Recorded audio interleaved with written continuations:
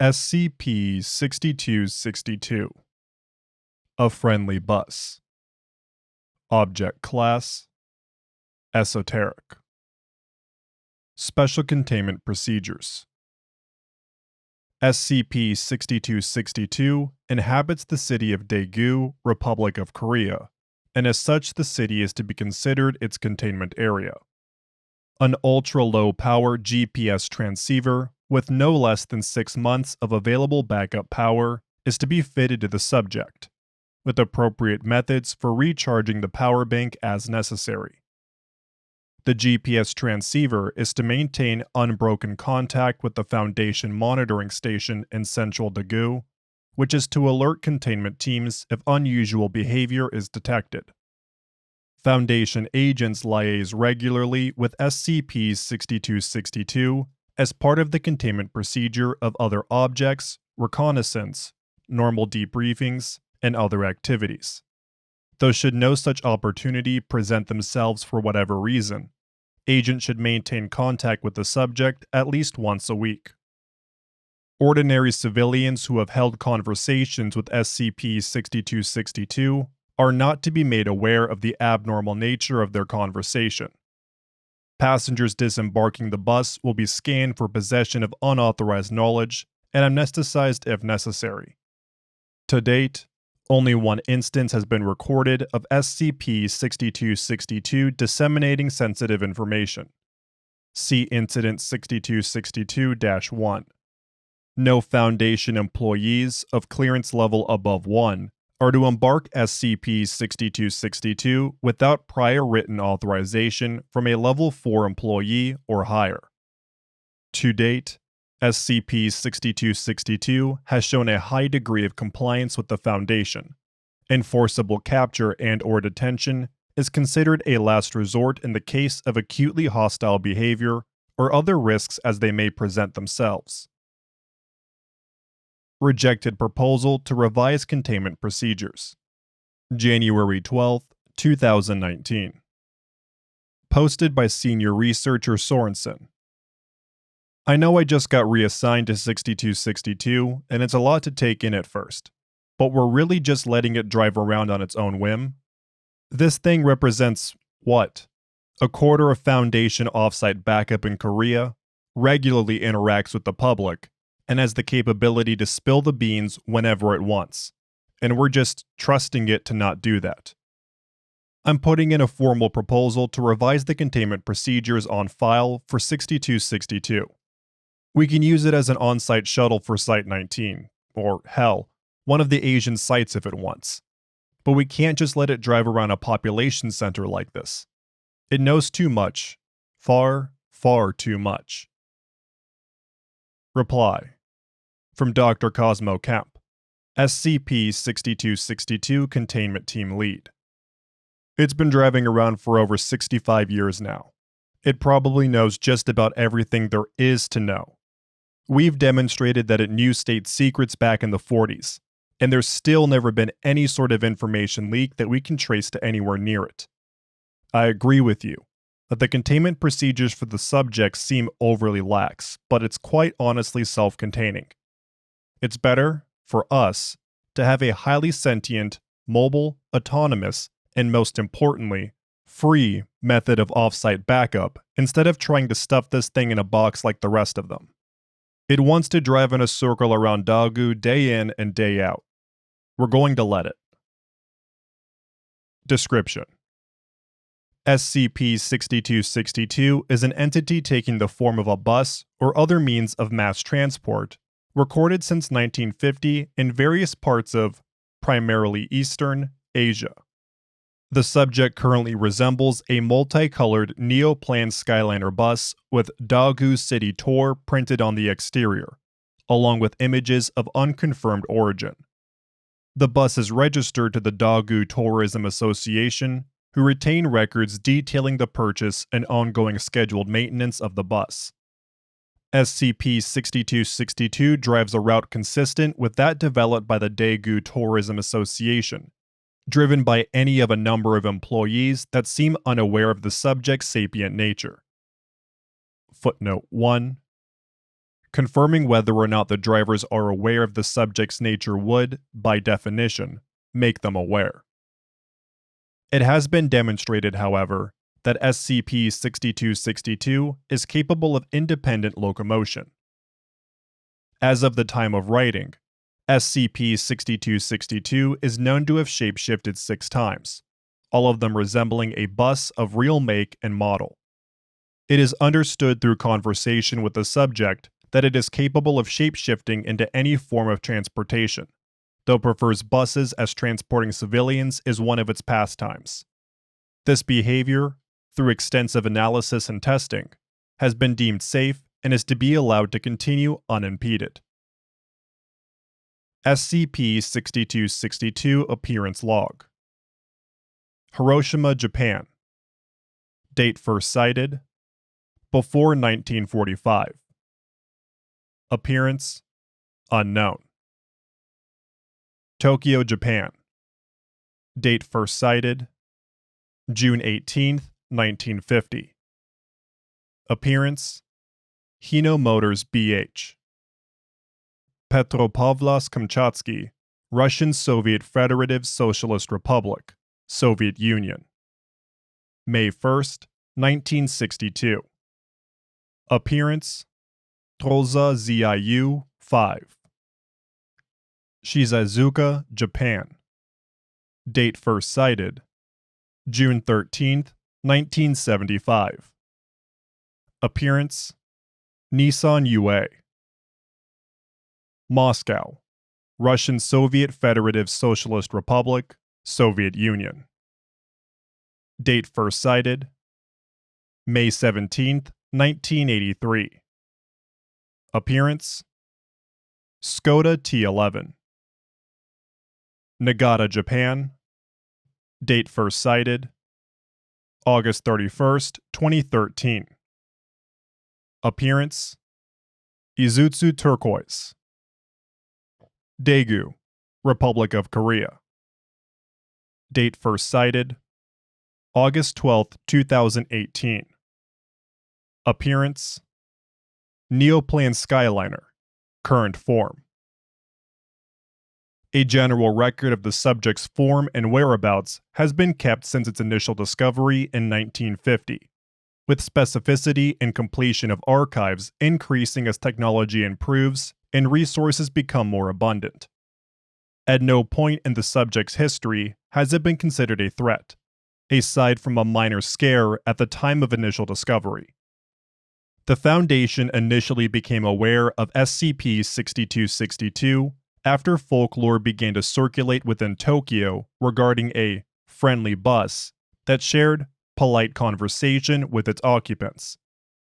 It is thought that post-war improvements in communication led to the subject's discovery, a theory supported by the subject's own claim that it had been operating for many years and, in many places, prior to its discovery by the Foundation, though it refuses to divulge further information. Upon entering SCP-6262, occupants will have polite, telepathic conversation with the bus to a level that is comfortable for the passenger. People who do not normally partake in conversation will report a quick exchange of pleasantries, while those who tend to converse more deeply report on discussing topics such as the history of transportation, East Asian culture, with a particular focus on the city in which SCP-6262 currently resides, popular media, and other topics.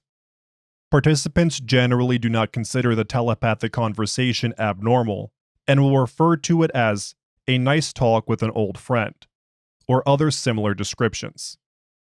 It is only when made aware of the bizarre nature of the conversations that participants will begin to consider the encounter strange. SCP-6262 is capable of absorbing, parsing, and storing knowledge from its passengers, including knowledge not explicitly revealed to it. The subject is either incapable of, or does not desire to, store duplicate knowledge, and so most knowledge gathering within the last 10 years has been primarily about life experiences instead of concrete facts. It has been demonstrated that the subject does not know everything, as it were, though its catalog of knowledge is extensive, Consistent cooperation with the Foundation has led to the subject's status as a Failsafe Knowledge Center, FKC, an archive to be used to back up and store critical information in the event of a K-class scenario. As part of its duties as an FKC, SCP-6262 is permitted to store knowledge regarding sensitive Foundation operations, accomplished by allowing Foundation personnel of high security clearance level to board under supervision. The subject has contributed extensively to Foundation containment and testing operations, suggesting revisions to containment procedures and pointing out previously unknown anomalous properties of cataloged objects. In 2 separate cases, SCP-6262 has offered an explanation for objects thought anomalous, confirmed by testing, and led to the declassification and removal of those objects. Despite possessing knowledge of a vast quantity of sensitive information, SCP-6262 has maintained a near-perfect track record for not divulging this information to unauthorized parties. Even in cases where the subject's choice to divulge such information might save lives or ensure its own self-preservation, it has elected to remain silent. See Interview Snippet 6262-5A. Interview Snippet 6262-5A. Begin log. Dr. Kemp can be heard fumbling with his recording device. Kemp. There we go. My elbow slipped from the window and ended the recording. Coughing is heard from the back of the bus. Subject. No problem, doctor. Now, I know we've discussed this topic in the past, but it's something I need to have recorded for posterity. The shot callers are, once again, coming up my ass wondering why we're letting you roam about the streets carrying an appreciable amount of highly classified Foundation knowledge. Hell, at this point you probably know more than I do, so I can understand their concern. But I'd like you to tell me about the Manhattan Project to set their mind at ease. The subject sighs. You keep a secret and everyone always wants to know why you kept it, huh? That certainly is the case. I was operating in Hiroshima in the months preceding the atomic bombing, and on the day of as well. My route at the time, as I was working for the municipal transit system, took me past what I gathered was a house inhabited by a US spy. Thinking back, I'm not quite sure if he was a spy, or some sort of diplomat, or something like that, but I do know he did have a fair bit of knowledge about Department of Defense activities at the time. The brakes squeal as the bus comes to a stop, and passengers begin to disembark. So, from my usual hobby of knowledge gathering from this guy as he rode on my bus every day, I became aware of the Manhattan Project, and in the weeks leading up to the attack, the chosen target of Hiroshima. I know he was aware as well because the last I saw of him was on August 1st. And you told nobody? Correct. Why not? You could have saved hundreds of thousands, and I say this as an American. I don't personally have much of an ideological opinion regarding the bombings, but if nothing else, why didn't you act in self-interest? The subject chuckles. Disregarding the question of if anybody would have listened to a bus telling them their city was about to be struck by some sort of mythical superweapon, I simply didn't feel it was my place to divulge that information. It's not like it would have clearly saved the world or anything like that. It was a question of the good guys versus the bad guys, and I chose to spectate. End log. SCP-6262 first came into possession of classified Foundation knowledge as a consequence of its effects when its anomalous properties were first identified. Foundation researchers and other personnel in possession of such knowledge, upon first boarding the bus, report the subject as taking great surprise and interest in the knowledge it had gleaned from them, and stopping its route for 6 hours to filter through the new information. Subsequent conversations with the subject report its great delight and willingness to assist in operations should it be allowed to learn more about the Foundation and its activities. By the time this effect was even identified, The subject was in possession of such a wide breadth of classified knowledge that any sort of informational breach would have consulted a breaking of the veil. Information security procedures have been since updated accordingly. Incident 6262-1. Incident 6262-1 constitutes the only known information leak originating from SCP-6262.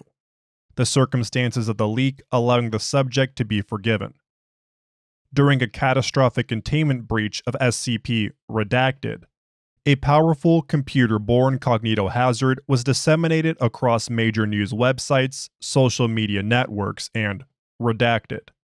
The unprecedented strength of the cognitohazard prevented containment teams from adequately re-establishing control, and an emergency internet blackout was ordered across southern Japan to prevent the further spread of the effect.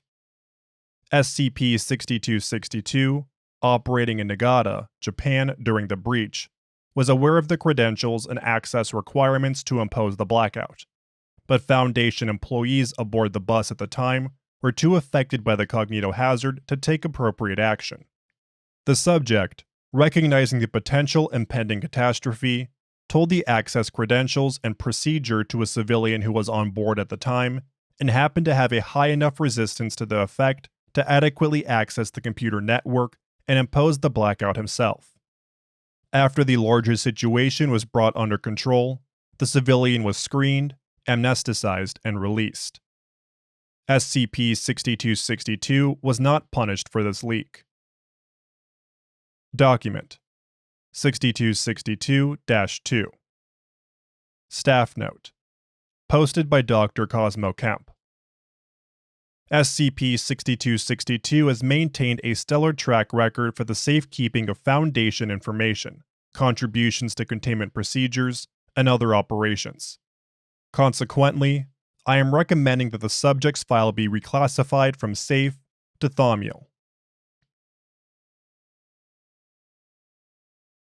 Thank you for listening to SCP-6262, A Friendly Bus, by Waspus. If you enjoyed this SCP, please like, subscribe, and leave a comment below. Also, make sure to follow the link in the description to the SCP Wiki and vote up the article to support the author and the SCP Wiki as a whole.